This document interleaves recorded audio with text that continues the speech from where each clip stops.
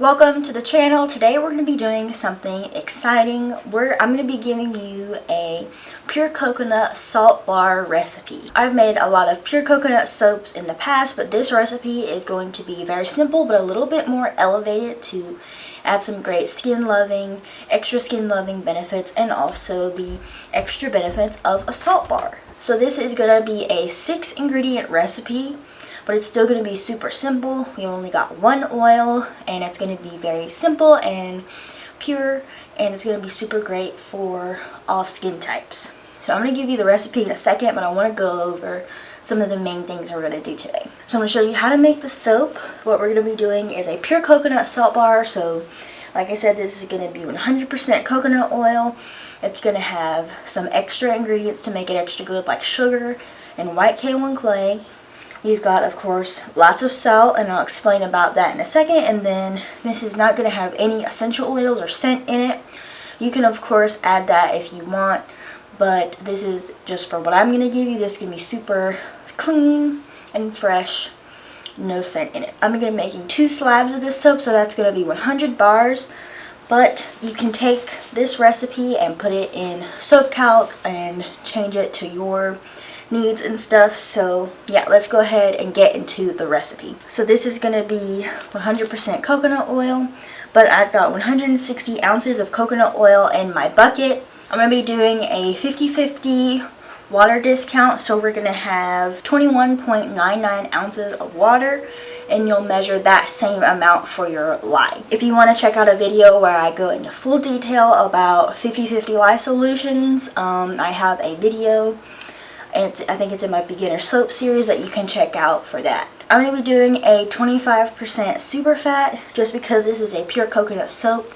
Of course, adjust that based on your skin needs, but since pure coconut soaps, coconut oil is a little bit more of a cleansing oil, you want to have a good super fat just so you have good moisture. We're going to have 8 tablespoons of white K1 clay, and we're going to have sugar. I do 1 teaspoon per pound of oils. And then for our salt, I have about 80% salt compared to my oils. So that is the recipe. And one thing a lot of people don't understand when they think of pure coconut soap is they immediately think drying and stripping, not good for your skin. But that is not true. Of course, if you make it incorrectly, it might be like that, but even if you make a 3-ingredient pure coconut soap with no extra additives, it is still going to be one of the most amazing soaps. I've heard a lot of testaments from people who have used pure coconut soaps and they have had 0 complaints. So I'm going to go ahead and put all of my additives in here, and then we're going to blend all of that,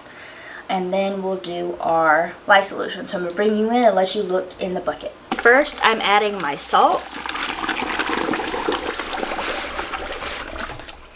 Now I'm going to be adding my white kaolin clay and my sugar water. So a little bit about these additives. So salt, that might look like a lot of salt, but it is going to make the bar really hard and long lasting. Another thing people think, a lot of the times people also think that salt is going to make your bar super rough and going to be hard on your skin, but it is absolutely not. It is one of the most silky and awesome bars. White kaolin clay adds a great slip to the soap. It makes the bar feel really silky and smooth. And sugar helps with lather. So I'm going to go ahead and blend all of this. I'm going to blend it before I add my lye, just so I can get all of these clumps out before having to worry about acceleration with the lye.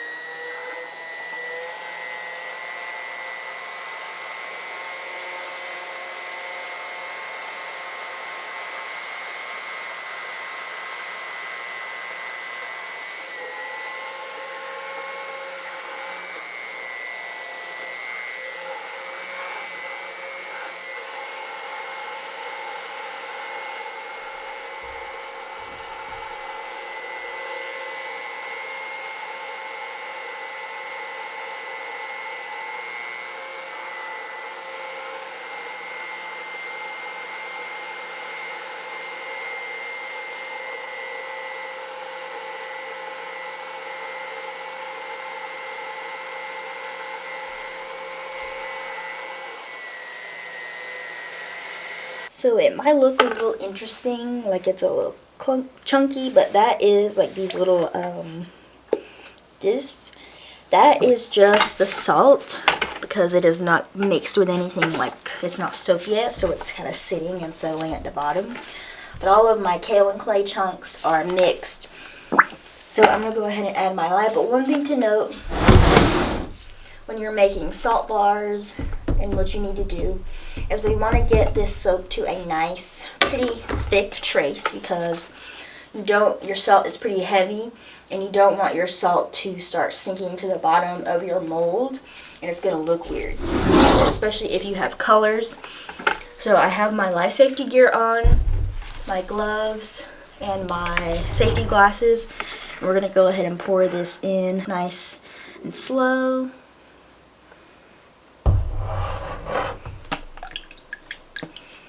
And one thing with coconut soap, we've got my lye there, and my oils are both at really good cool temperatures. One thing I always tell my soap students when I teach my classes is you want to keep it around body temperature, 97 to 99 degrees. In both of them, you don't want your lye and your oils to be about more than 10 degrees of each other unless you're doing a different method. But this is a good way, because coconut oil soap, especially in these wood insulated molds, they will get hot and you don't want them to start cracking or doing anything. So keeping your soap batter cool is always ideal. So I'm going to go ahead and start blending this some more, and we're going to get this to a nice trace.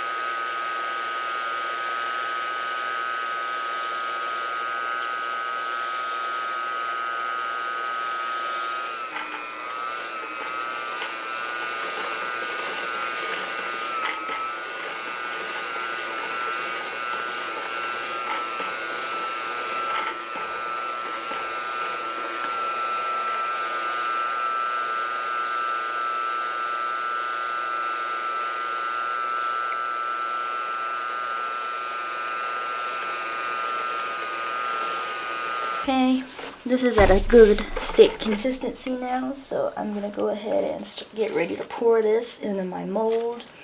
I'm going to try to scrape as much of the batter off as possible off of my blender, just because remember, you can't wash soap batter down the drain, because there's a lot of oil still in it.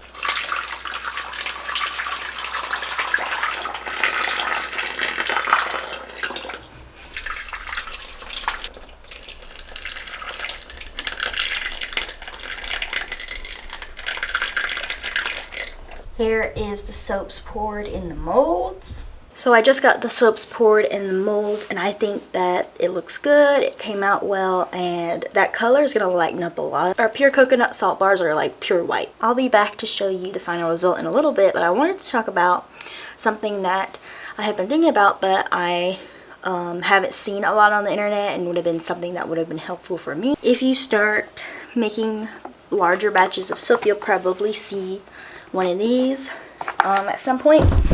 But these have their own little set of rules that I didn't know, and I had to learn kind of the hard way. So one of the things is that they're wood, and then they have a silicone lining, and the things will start not fitting properly if you do some things wrong. After you make your batches of soap, it is best not to saturate the wood part as much as possible.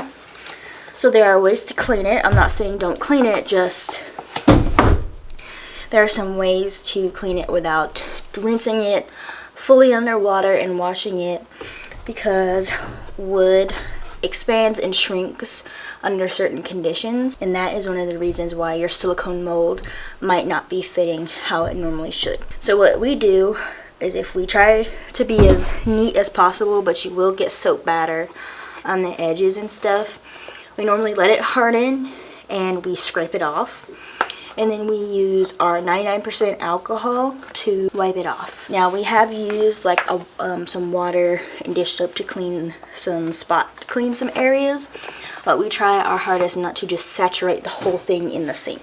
I recommended my 99% alcohol in my last video, so 99% alcohol is great, and you can scrape off any hardened soap with a knife. But you can keep it clean, just it'll help to keep your molds intact because the wood will expand and it will make these hard to fit. And also, these are like little puzzle pieces.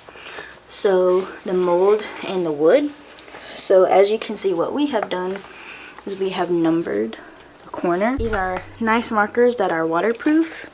We have one on the back, so you want to make sure you mark them when you get them in, and then you have to line them up. Say for example, you put this silicone lining in one of the molds I just poured the soap in. They will not fit right. It will like fit warped, and it won't sit flat. Like you see how this here is flat against it, it will bubble out, and this will cause huge problems with your soap. You'll have dents in the bottom of your slabs, and you'll have dents in the side. So you want to make sure you know how they fit. These are the markers we use. These are paint markers. These are really good and long lasting. Now we don't use these on the inside of the molds. We use them on the outside corner of the silicone mold and the outside of the wood. So this marker isn't going to come into contact with the soap. But this is good. It's waterproof, permanent, and it is bright colored so you can see it. And we've done these to all of our molds. We have 1, 2, 3, 4, 5, 6. We have 6 molds, slab molds, and all of them are the same, but they don't fit all the same. And if you do get your wood molds wet, we have like a pretty big fan down here because it does get hot in the summer, and we set it on it and let it dry. Same thing we do with our wood cutters, our soap cutters.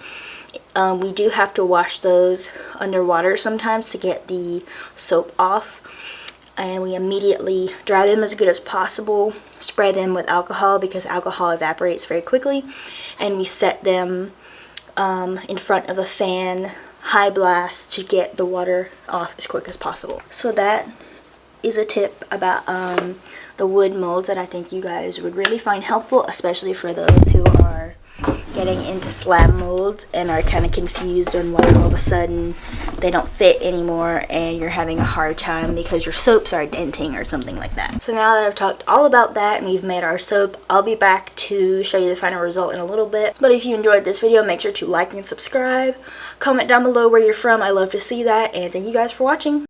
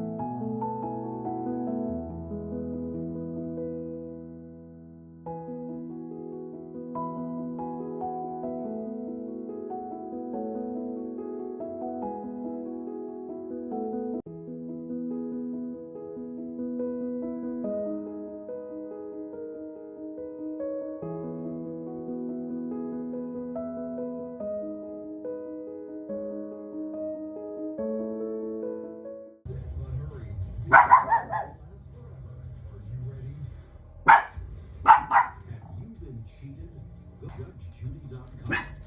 Like us on Facebook and follow us on Twitter. Your lawsuit here has to